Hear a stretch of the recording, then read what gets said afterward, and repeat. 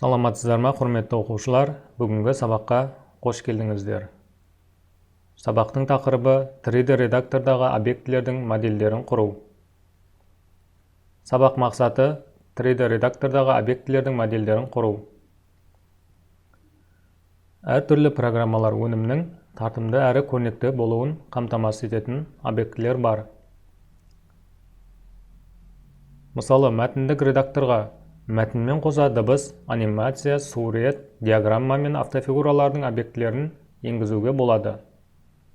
Міне осындай объектілерді программаға енгізетін программа модульдерін кірістірілген объектілер немесе программалар деп атайды. Мұндай ішкі программалар SketchUp-та да бар. SketchUp программасында 3D модельдерін құруда құралдардың көмегімен құрастырылып жатқан модельдерді мүмкіндігінше шынайы объектіге ұқсату үшін кірістіру, бояу және шаблонға салуды қолданады. SketchUp программасының мәзіріндегі терезе бөлімінде орналасқан материалдар, компоненттер және стильдер диалогтік терезелерінің қызметімен танысайық. Материалдар модулі. Бұл модуль программада құрастырылған модельдерді бояуға, объектілердің сыртқы бейнесін табиғи көріністе жақындатуға көмектеседі. Мысалы, бір модель құрастырып көрейік.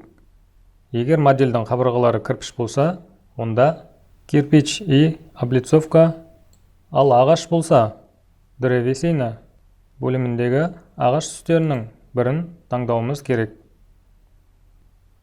Келесі компоненттер және стильдер модульдері.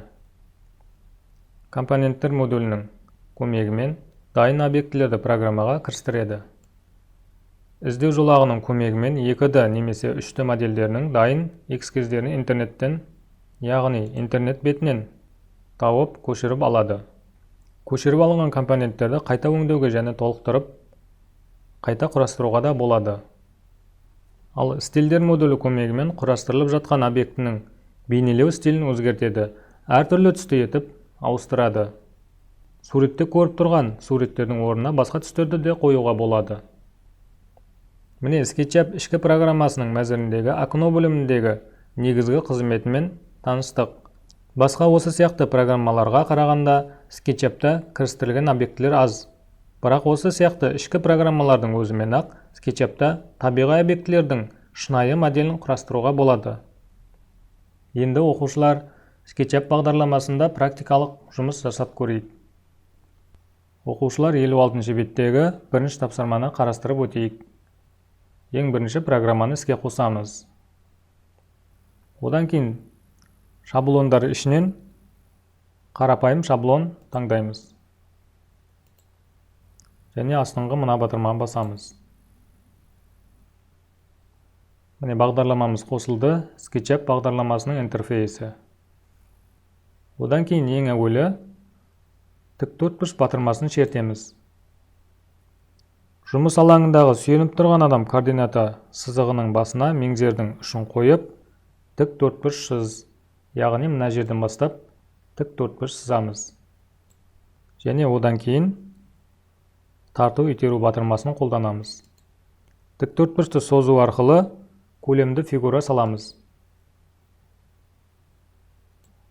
Одан кейін терезе материалдар командасының көмегімен мына көрсетілген терезені экран бетіне шығарамыз. Және пайда болған диалог терезесінің көмегімен көлемді фигура қабырғаларын кірпішпен қапта.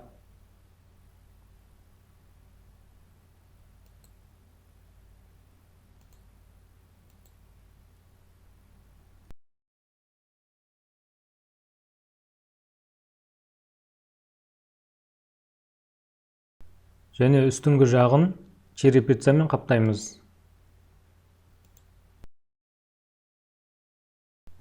Міне балалар, біздің объектіміз дайын болды.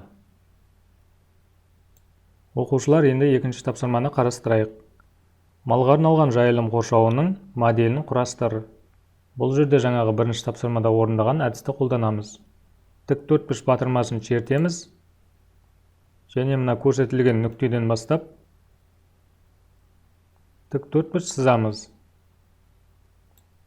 Одан кейін итеру батырмасын қолданамыз. Бізге енді мына смещение батырмасы қажет болады. Объектіміздің ішкі бетін мұқият белгілеп аламыз. Және итеру тарту құралын пайдаланамыз. Енді бұл жерде төмен қарай басамыз. Одан кейін материалдар терезесіндегі мына көрсетілген жерден өсімдіктер батырмасын басамыз. Және осы жерден өзімізге ұнаған өсімдігімізді таңдап, белгіленген жерге тінтуірдің сол жақ батырмасын басамыз. Міне біздің объектіміздің төменгі жағында шөптер пайда болды. Енді осы материалдар терезесіндегі қоршау батырмасын таңдаймыз. Өзімізге ұнаған қоршауды орналастырамыз. Міне оқушылар малға арналған жайылым қоршауының моделі құрастырылды. Дәл осылай өздеріңде практикалық жұмыс жасап көріңдер. Оқушылар осы сабақтан біраз мәлімет алдыңдар деп ойлаймын. Біздің сабағымыз осымен аяқталды. Сау болыңыздар.